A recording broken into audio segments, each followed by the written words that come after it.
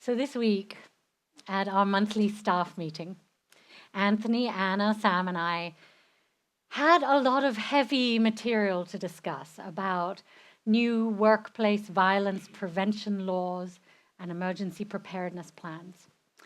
And by the end of the meeting, the energy in the room was palpable. It was heavy and low. And it wasn't the kind of subject that all of us as spiritual facilitators really wanted to talk about, but we had to. So rather than end our meeting feeling down and disconnected, I turned to our wonderful staff and I invited them to share something that made them laugh, to invite joy into our midst. Well, Anna jumped right in with her adorable new dog, Frosty. And if you haven't met Frosty, you've got something to look forward to. Frosty was perched behind her neck, his white hair blending in with hers, and she proceeded to ask us whether we were familiar with salsa dancing. Well, you know me. I love salsa dancing. But then she asked us if we knew about guacamole dancing. And in an instant, she had us all giggling just like you, which only grew when she showed us a Dr. Jean video of the guacamole dance with peel the avocado is the lyrics. You've got to look it up. It's really funny. And within moments, we were laughing out loud, weren't we, Anthony? And then Sam asked us if we knew about Miss Piggy's finger twirling dance. Apparently goes something like this. And then she proceeded to demonstrate it, and quickly the hilarity grew. And then, not to be left out, I shared about prancercise. Have any of you heard about prancercise? Well, it's where an elderly woman and a young man in separate videos prance through the forest like Lipizzaner horses, extolling the benefits of this elite exercise, is what they say. And they literally are like this through the forest. So by this time, we were like virtually rolling around on the floor with tears of joy running down our faces. And then the energy in the room had shifted entirely. And we were joyful and connected again, weren't we, Anthony? I want to know what Anthony shared. You don't want to. No, you don't want to know. You'll have to speak to him privately for that. And I remembered when times are tough, we can intentionally choose joy. We can choose to shift the energy from struggle, from pain and difficulty to something more life-giving. Indeed, not only can we choose joy, but we can actively invite joy into our every moment through practicing gratitude, by being really present, by watching silly videos, and by finding humor in the most ordinary things. Brené Brown says we're a nation hungry for more joy because we're starving from a lack of gratitude. And gratitude, my friends, is a practice that can help us appreciate all the good we already have in the moment, looking for the tiniest upsides in our life, and thereby unlock happiness and joy. And I try to say gratitudes every night before I go to sleep and when I wake up the next morning, because it's a gift to be alive, isn't it? To have another day on this beautiful planet with each other. And joy is also becoming a choice for this country in the political arena in these days. Has anyone noticed that? During polarized, painful, and angry times, we can choose to be joyous. We can choose to laugh, to act with joy, and envision a positive future. We can choose to work to uplift one another rather than tear each other down. Choose to practice joy rather than hate. Who's up for that? Yes.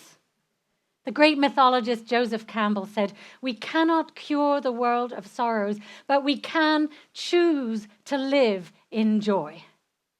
And we painted it on the wall for you this week, especially to remind you. And joy is also hidden throughout Mary Oliver's poems as well. In her poem Mindful, she says, Every day I see or hear something that more or less kills me with delight, that leaves me like a needle in a haystack of light. It was what I was born for, to look, to listen, to lose myself inside this soft world, to instruct myself over and over in joy and acclamation. Nor am I talking about the exceptional, the fearful, the dreadful, the very extravagant, but of the ordinary, the common, the very drab, the daily presentations. Oh, good scholar, I say to myself, how can you help but grow wise with such teachings as these?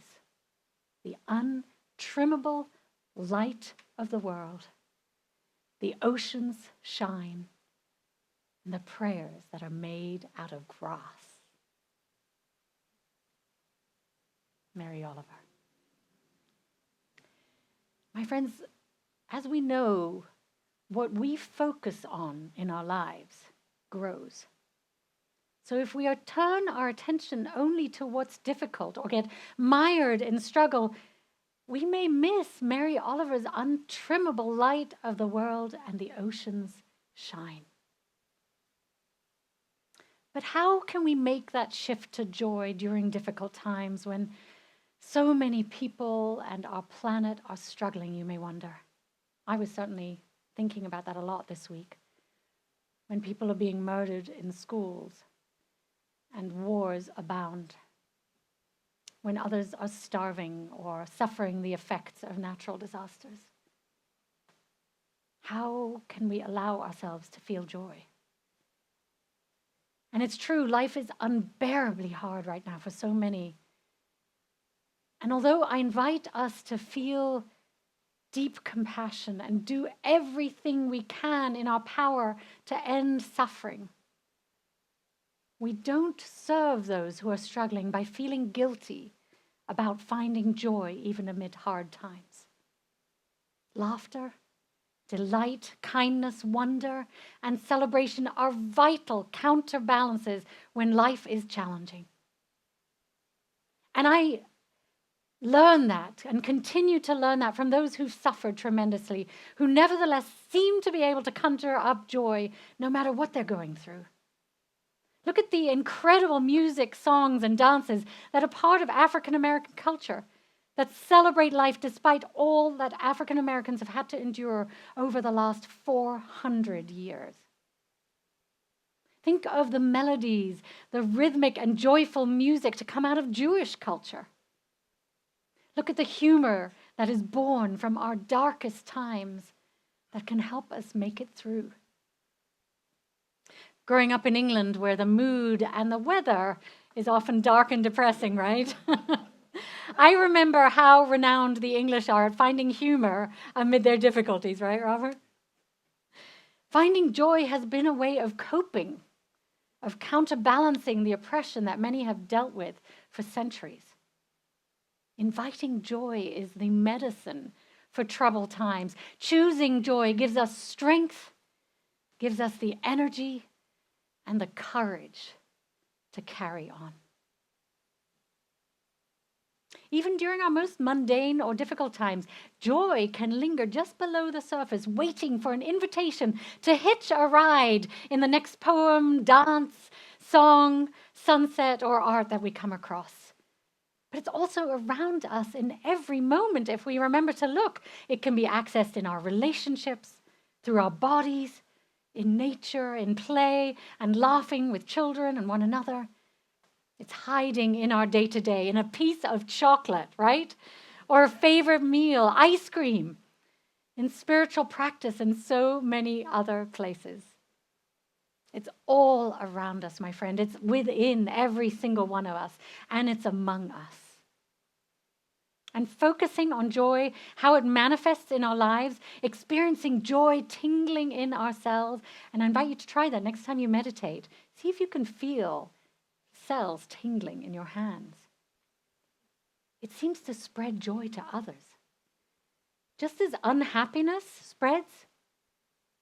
You know how when someone's in a bad mood around you, it's really easy to pick up that bad mood? Joy is the same way. Joy grows when we share it with others, when we feel it. So let's be part of a contagion of joy. Are you with me? Amen. The author and journalist Stephen Petro has a new book coming out this Tuesday, September 10th, entitled The Joy We Make. And it's based on his Washington Post article, Finding Joy in Difficult Times. And he says he wrote the book for himself. He said, I had a really terrible year. My parents died, both of them, within 100 days. My husband and I separated, and then my sister became ill with cancer. I started to implode, and the world seemed very dark. And then I remembered a quote that went like, humans cannot live without joy. And what I learned was that joy was about connection with other people, and that community and connection is the underpinning of joy. And when we have those elements in place, we're really primed to experience more joy in our lives. So he wrote this book. My friends, we have so much joy in this community, don't we? Yes. We laugh together, we celebrate, we eat together. And of course, today we're going to share pizza and ice cream and our connections with one another after the service. And even though it's too hot outside, we know how to celebrate inside in air conditioning. And soon we'll be celebrating our annual auction, our Monster Mash Halloween Bash. And if you haven't bought your tickets, I invite you to do that. If you haven't donated anything, please do. It's going to be so much fun. I mean, how can we not be joyful when we all dress up in silly costumes and party like it's 1999? Focusing on joy within our religious community strengthens bonds and fosters a deeper sense of belonging. It makes us magnetic, doesn't it? Who wouldn't come? Who wouldn't want to come to a community where joy, not guilt or shame, is a core spiritual practice? Right? Amen? And in some traditions like Buddhism and Hinduism, the path of joy is considered a doorway to enlightenment. Practices such as meditation, devotion or bhakti, and selfless service, karma yoga, of which I know many of you participate. They're all pathways to experiencing lasting joy and bliss. And there's joy, too, in remembering our interconnectedness. Hinduism emphasizes the joy of being part of a vast cosmic order, symbolized by our beautiful twinkles here. Connected to everything and everyone, just as we value interdependence in Unitarian Universalism. Author Ross Gay, in his book Inciting Joy, says, what if joy is not only entangled with pain or suffering or sorrow, but it also emerges from how we care for each other through these things? And who here has been the grateful recipient of caring by somebody else in this community? That's pretty much all of us. So as we celebrate our ingathering, our coming together today as a loving community, let's lift up everything that brings us joy at Chalice. When Beth told our story, we got a chance to think about that. And I wanted to share with you that I find joy in the many extraordinary community members, all of you who freely give of your time, your energy, and gifts to our shared purpose and mission. And I find joy in the wide array of activities we offer, from creating justice in our world to singing or playing ukuleles or dancing. Torkel, you bring joy every week to us. And to growing together in small groups and to nurturing our children and exploring spiritual practices together and so much more. There's something for everyone here each day of the week to connect, find belonging and joy. So where do you find joy at Chalice? How is joy showing up in your life? And if you can't find it easily, how might you bring more joy into your life in the day-to-day? I invite you to explore these questions this month and be proactive about creating and uncovering more joy in your lives and share it with each other, because we can all learn from each other. I'm reminded of the wonderful song, "This joy that I have, the world didn't give it to me. The world didn't give it, and the world can't take it away, right? We're going to sing that together in a moment. But it's a good reminder that ultimately we're all responsible for creating our own joy, no matter what the circumstances. And no one can take that away from us. May it be so. So now, my dear friends, as is traditional at our ingathering service, we participate in a sacred water ceremony, and we've got a new ceremony for this year for you. Today's ritual is designed to remind us of the power of community and shared joy. Now, water sustains all living things. It shapes our landscapes and reminds us of the interconnectedness of all. In fact, our planet is covered by 70% water. And our bodies are made up of around 70% water. Water quenches our thirst, cleanses, sustains, and nourishes us. And living in California, we're especially aware of the preciousness of water and how our earth and plants need it to survive. In fact, I need a sip right now. Torkel inspired me. This water we've collected here in this jar in front of us came from all of you during our Earth Day service this past April. You brought it from sources sacred to you like our ocean, rivers, creeks, lakes, ponds, our sanctuary next door, and our homes. And then we boiled the water to ensure its purity, and then we put it in this jar with the words joy, love, and gratitude on it. And it's been marinating in those words for the last 4 or 5 months. And for those of you who are here with us at the Earth Day service, we learned how water molecules transform through the energy we put into them.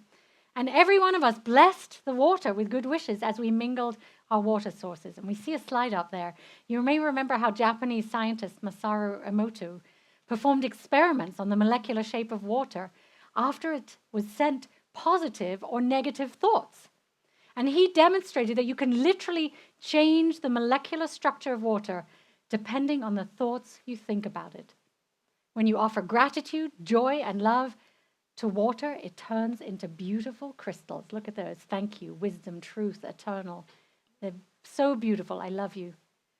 When you say unkind things to water, like you fool, or you make me sick, or evil, you pollute it, or you play heavy metal music to it.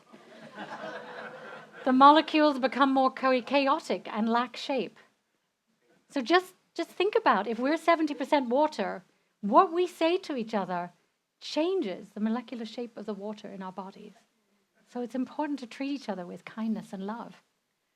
So this water has been infused with the energies of joy, love, and gratitude for a while now.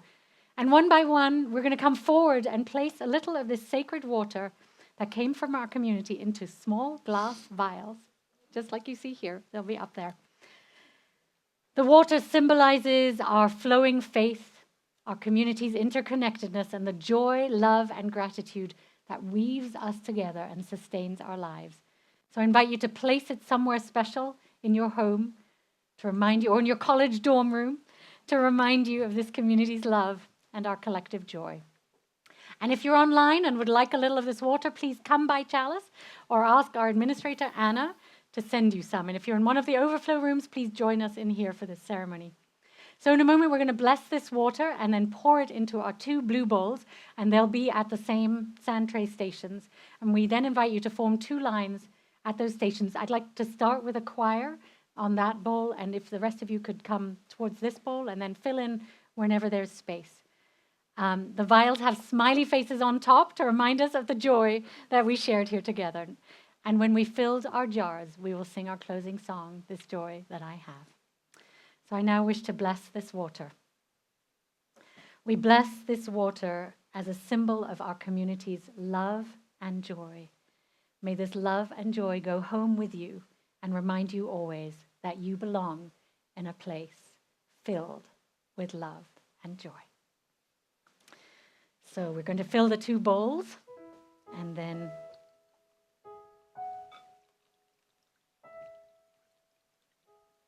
I wonder if I should pour.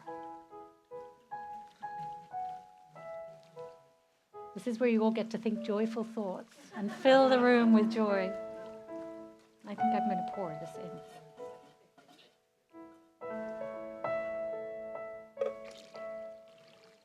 There we go. Okay. Can you grab this boy?